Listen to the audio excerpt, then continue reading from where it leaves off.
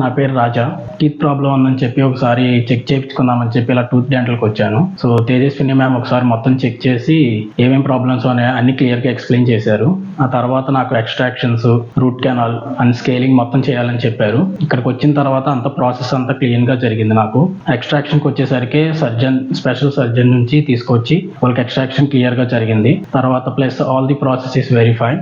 అలాగే రూట్ కెనాల్కి వచ్చేసరికి దివ్య మేడం చేశారు. So she is the specialist in root canal treatment. నార్మల్గా అయితే 1-2 సిట్టింగ్స్లో అయిపోవాల్సింది, నాది టూత్ డికే ఎక్కువ ఉండటం వల్ల సో ఒక రూట్ కెనాల్ అయితే కనుక 5 సిట్టింగ్స్ జరిగింది. వాళ్ళు పేషెంట్స్గా బాగా క్లీన్గా చేశారు. సో అలాగే ఈ రోజు నాకు క్యాప్ ఫిక్సేషన్ కూడా జరిగింది. అన్నీ అయిపోయిన తర్వాత ఒకసారి టూత్ క్లీనింగ్ కూడా చేయించుకుంటే బాగుంటుందని చెప్పి ఈరోజు తేజస్విని మ్యామ్తో స్కేలింగ్ కూడా అయిపోయింది. సో ఎందుకు చెప్తున్నానంటే స్టార్టింగ్లోనే మనం టీత్ని చూపించుకోవాలి.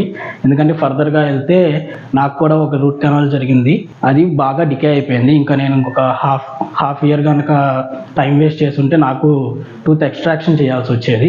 ముందలే చూపించుకున్నా కాబట్టి సరిపోయింది. నేనైతే అడ్వైస్ ఇచ్చేదంటే కనుక మీరు ఫస్ట్ ఏదన్నా టీత్ ప్రాబ్లం ఉంటే కనుక ఫస్ట్ ఒకసారి వచ్చి చెక్ చేయించుకోండి నార్మల్గా, అది సరిపోతుంది. తర్వాత మీరు డాక్టర్ అడ్వైస్ వల్ల ఫర్దర్గా ప్రొసీడ్ అవ్వచ్చు.